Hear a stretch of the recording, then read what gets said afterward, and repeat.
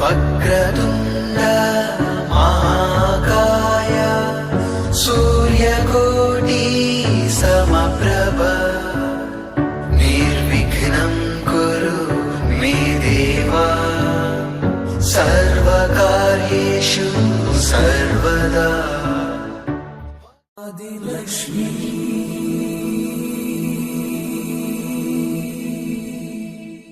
श्री धनलक्ष्मी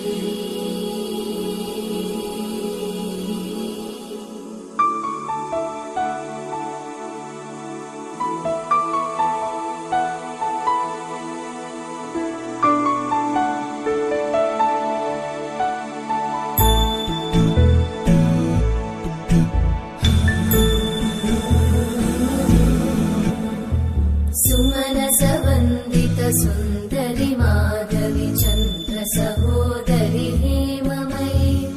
मुनिगणवन्दित मोक्षप्रदायिनि मञ्जुळभाषिणि वेदनुते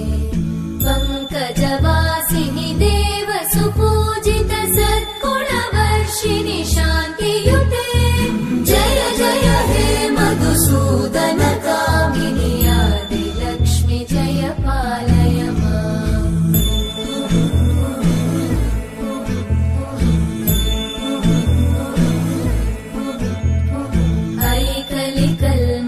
नाशिनि कामिनि वैदिकरूपिणि वेदमये क्षीरसमुद्भव मङ्गलरूपिणि मन्त्रनिवासिनि मन्त्रनुते मङ्गलदायिनि अम्बुजवासिनि देवगणाश्रितपादयुते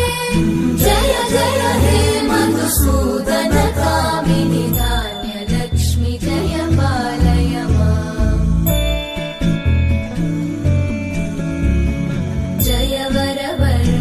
वैष्णवि भार्गवि मन्त्रस्वरूपिणि मन्त्रमये सुरगणपूजित शीघ्रफलप्रद ज्ञानविकासिनि शास्त्रनुते भवभयहारिणि पापविमोचनि साधुजनाश्रितपादयुते जय जय हे मधुसूदन कामिनि धैर्यलक्ष्मि जय पालय